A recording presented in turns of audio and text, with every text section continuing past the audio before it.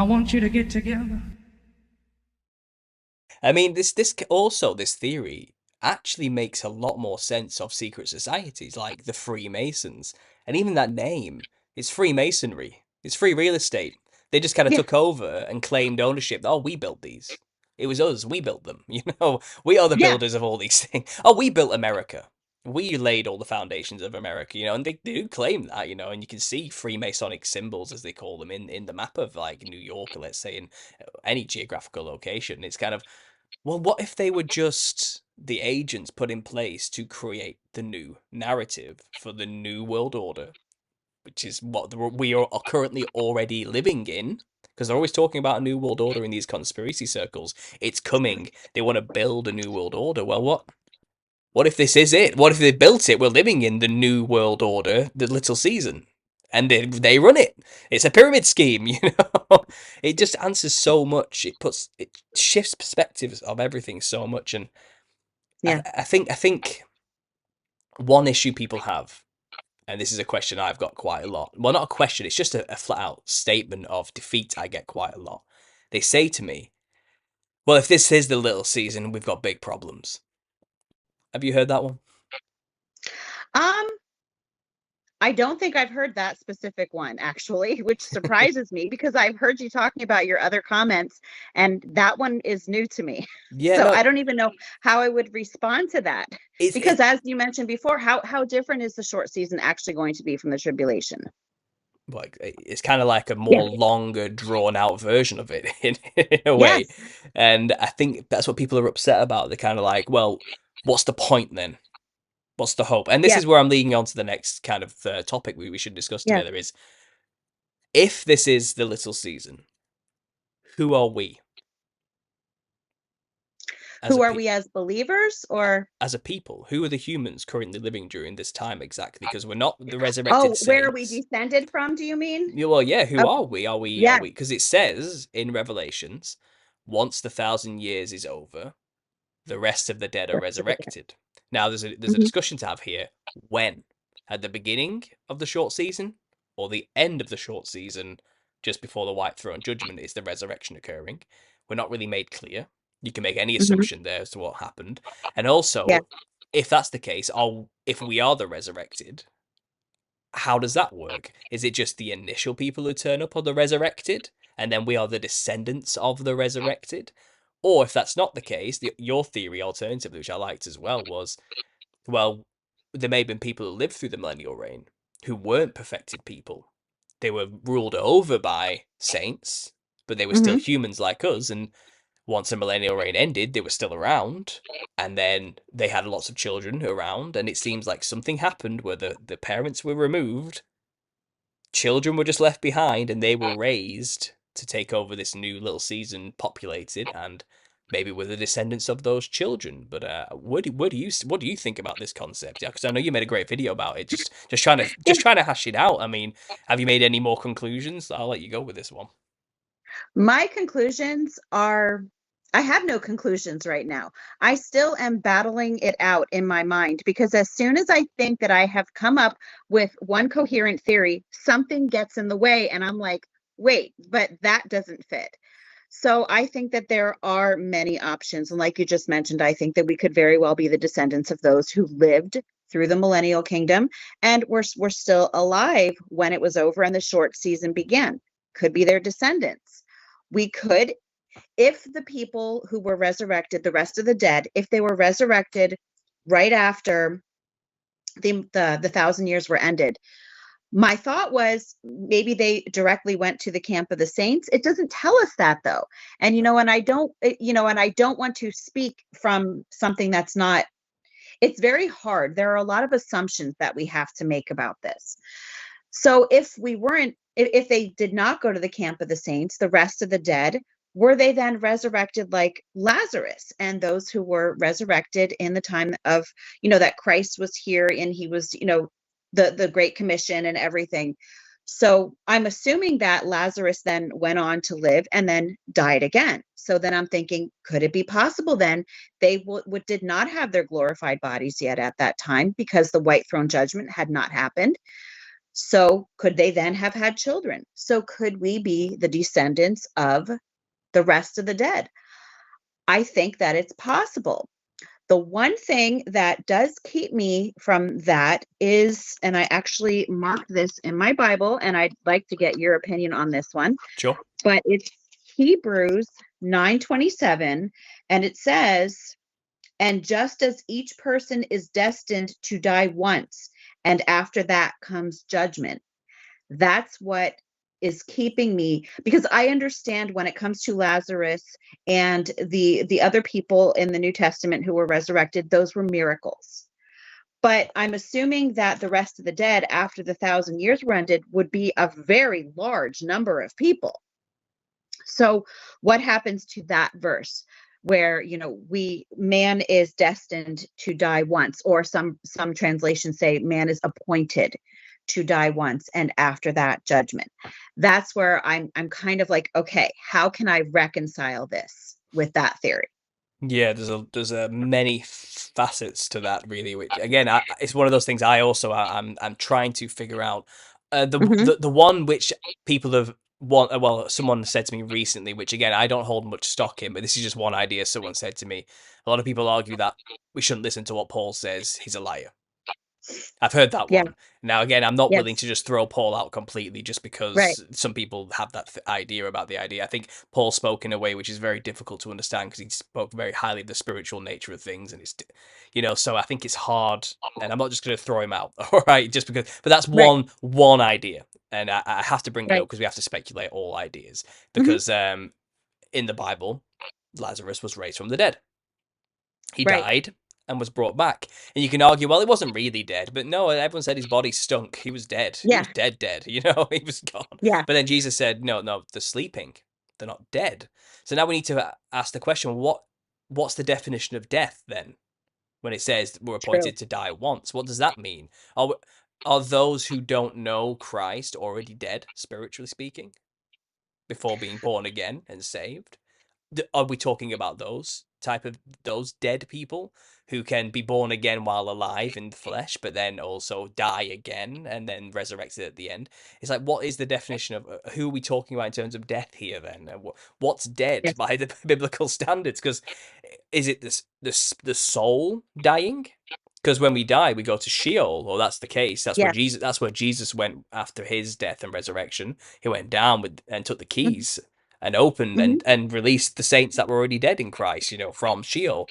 And when Christ, it says people rose from the dead when he resurrected, and it all happened. And it seems like the whole book of the Bible is about resurrection. Now, not Yes. reincarnation. This is where people get No. upset. They try and argue the reincarnation isn't real. We can't. That's not biblical. Reincarnation is bad. That's the evil religions of the world believe in reincarnation. We cannot believe in reincarnation. It's kind of, well, I'm not saying reincarnation. I'm saying resurrection. I'm not saying coming back as another being or entity that isn't you, fundamentally you as a soul. I'm talking about you coming back and living once more in a physical body. But you were never truly dead. Your body was dead, but your soul wasn't dead.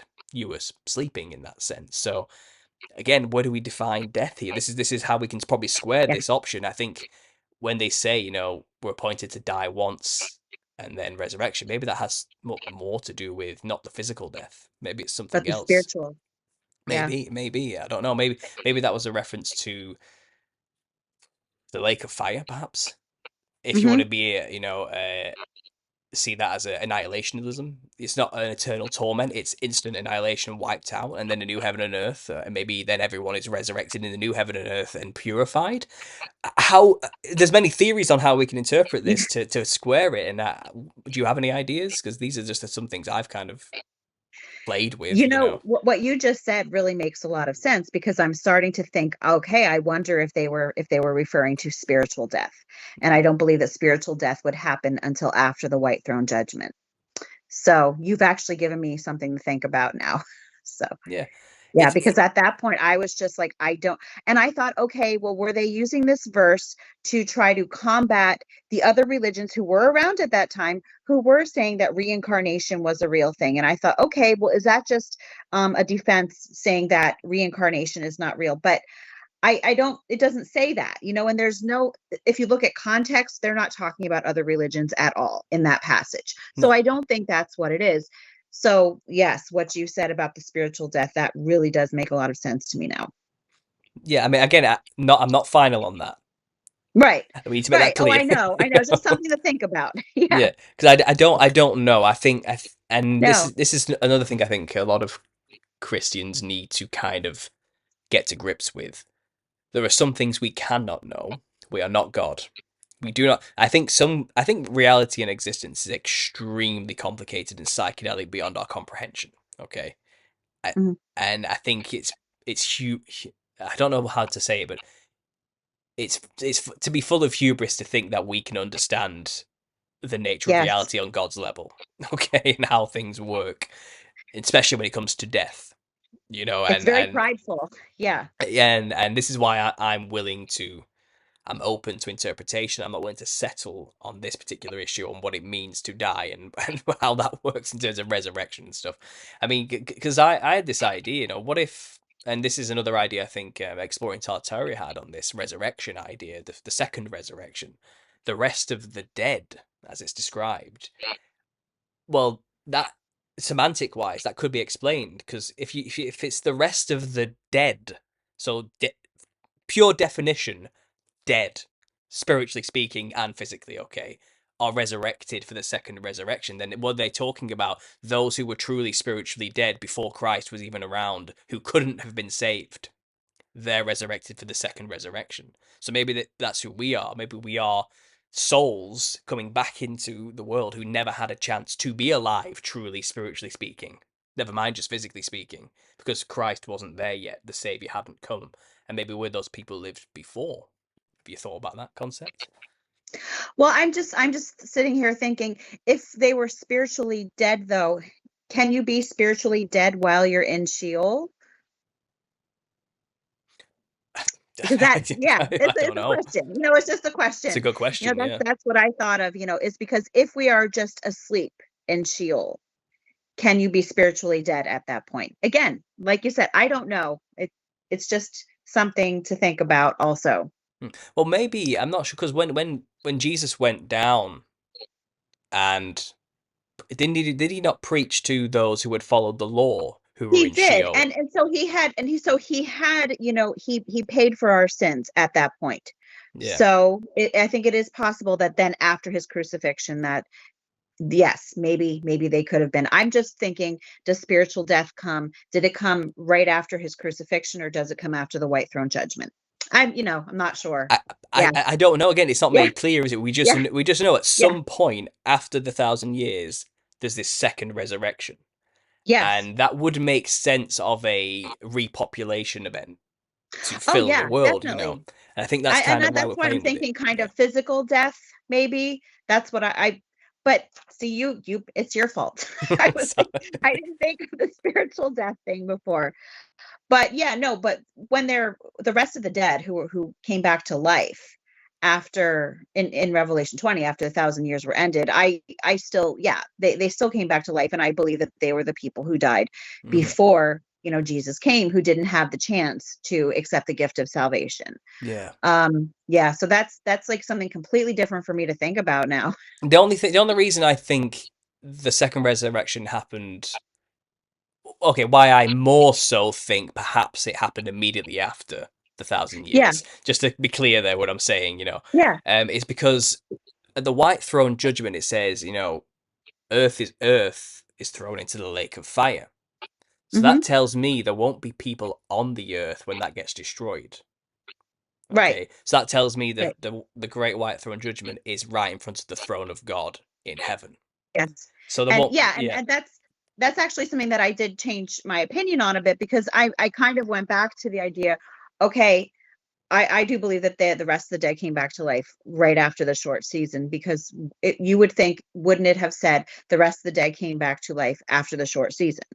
Or And not only that, many people, and I always value the comments that people leave, well, most of them, um, because they really do bring a lot of ideas. And one of them said, but does it actually specifically say at the white throne judgment that they are resurrected at that time? It doesn't say that. It says that they stand before the throne. Mm-hmm. But so it says living and dead. So it does not say at that point that the dead are resurrected at the Right. white throne judgment.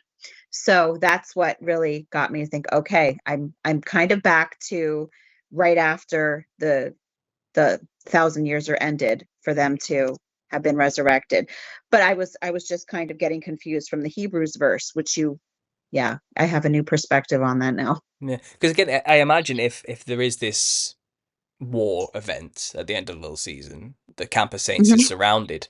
People think that means literally an army has marched up to surround something mhm, specific, and we theorize the center of the Earth, which would be the North Pole from a geographical mhm. location. But I was thinking from a perspective situation, you wouldn't have to consider it. It's surrounded as long as the whole Earth, other than that one location, starts believing in Satan's plan and follows his system. Then the camp of saints is surrounded by its enemies. Then there wouldn't have to be a knowledgeable idea of, okay, we are all specifically going to go to war right now with to a place. You wouldn't have to think about it that way. It's literally once everybody's aligned to the, let's call it the beast system, shall we say? Let's call it Satan's system. Then the camp of saints, by definition, is now surrounded.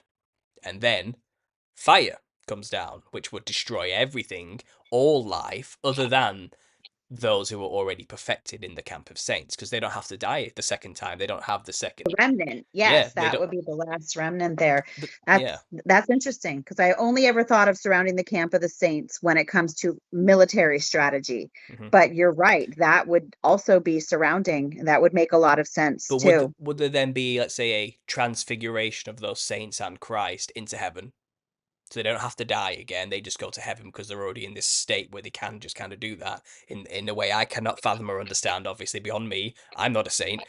but then the rest of the dead are now dead, physically dead, and now in front of the Right, white throne in spiritual form, in soul form. And that's how I could right. kind of explain it as a process. They're resurrected physically first after the millennial reign. The rest of the dead, Mhm. they live out through the little season, and they have a chance to know Christ now because it's everywhere. You can know who Jesus is in this life now. You might not see him Yes, physically, but we can know the word, his story, and what he offered us, and we can make a choice now. Then once that time period's over where everyone's made a choice, maybe perhaps through constant souls cycling back in a resurrection form. I don't know. Again, I can't say biblically that's what's going on, but we need to explain, for example, aborted babies. They never got their chance in their hmm second resurrection. And maybe that's why that's happening. Maybe it's to delay the little season ending. Maybe it doesn't end until every single soul has had a chance to make a choice.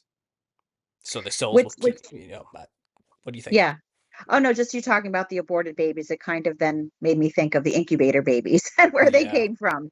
That's just something that popped into my head. But Yeah. I think that yes, aborted babies, even miscarried Hmm. babies, you know, they would it would seem that they would all be given the chance, the free will Yeah. to accept Jesus or not. But I think So there was a quote in I can't remember the book now. Someone sent it to me. I think it was either it might have been no, was it Daniel? I don't know, but it was talking about when Joshua basically went against God's edict and didn't do what he needed to do to take the lands back, and he wasn't allowed to go into the lands because of it. But he said mhm, the children who don't know good and evil, they can. That was God's judgment. He didn't judge the children who don't yet understand the concept of good and right. evil. Children get a free pass, is what that passage was saying. God's perspective is on the Yes. matter. So then that could even square the whole aborted baby thing. Well, if that soul was, you know, grew up to be an infant but then was killed, it's okay. They get to go through, But Yes. so but then obviously maybe that's an answer to that, the aborted baby. Yes. But then also I do feel like God would want every man and woman to be able to make the free will choice. I think that's another big deal about God's not one of those people who interferes with people's decisions. He lets you Right. make your own choice. And I feel like I'm not trying to say reincarnation, but I'm saying the soul gets to come back in until it's old enough to make the conscious choice. And maybe that's what the little season's about. It's never defined how long a little season is. They don't tell you how long that is. And I think that's because it's not in, it's until it's done. I think Jesus may be called a little season because Jesus know it won't take long. So I don't know. Well, I said a lot there. What do you think of those ideas? Have you? Because there's a Cabbage Patch Baby thing as well, isn't there? Which Yes, the Cabbage Patch babies and then the incubator babies, and you're like, okay, where did they come from? And I did a video on that, and I think that's the one where the woman said, "Oh my gosh, Shelley's gone crazy." But it's just like, it's just you have to think, what does all of this mean? Where could these babies have come from? And that's only one answer for where they possibly could have come from. I also think about when it comes to the short season is that even though it says little season in the Bible, we have to think that if you look at our time period here, we're just a blip. So what seems like a long time to us is not a long time to God. So, and I hate to try to put lengths of time and everything on things that are not specified in the Bible. But one theory that I've had is, well, if you are basing the little season on the 1,000 years, there are 4 seasons in a year. So would the short season be around 250 years? I don't know. And again, a lot of people are saying, well, that's a long time for a little season. Yes, to us, it's a long time, but not to God. And I think that we need to stop, and this is another one of my friend Donita's sayings, we need to stop putting God in a box and thinking that he can only look at things from our perspective. And even when it comes to the Cabbage Patch babies, a lot of people are like, this is insane to think that this could possibly happen. Why have you gone off the deep end with so many of these topics that you talk about? But look at the stuff in the Bible. Jonah is swallowed by a fish and then regurgitated onto the shore.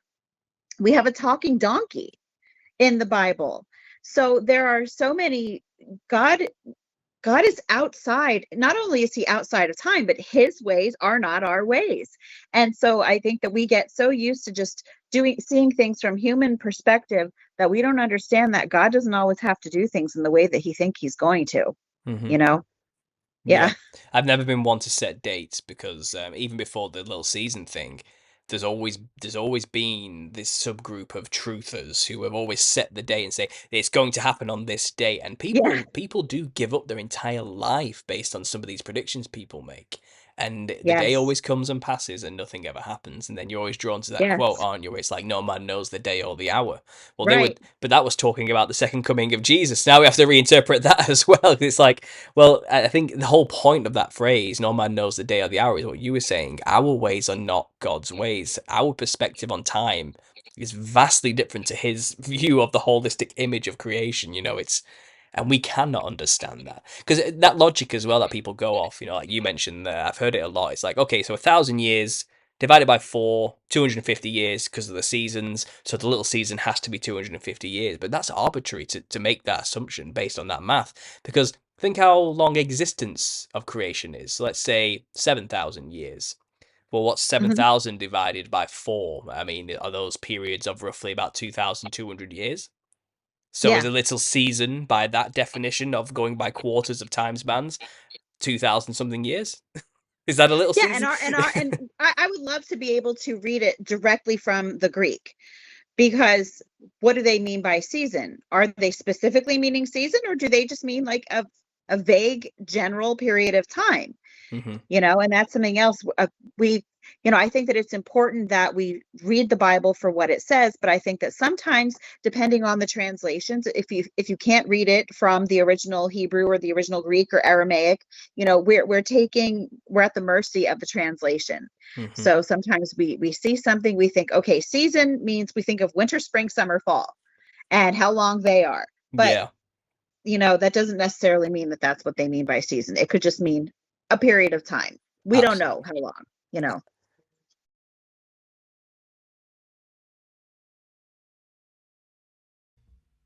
I want you to get together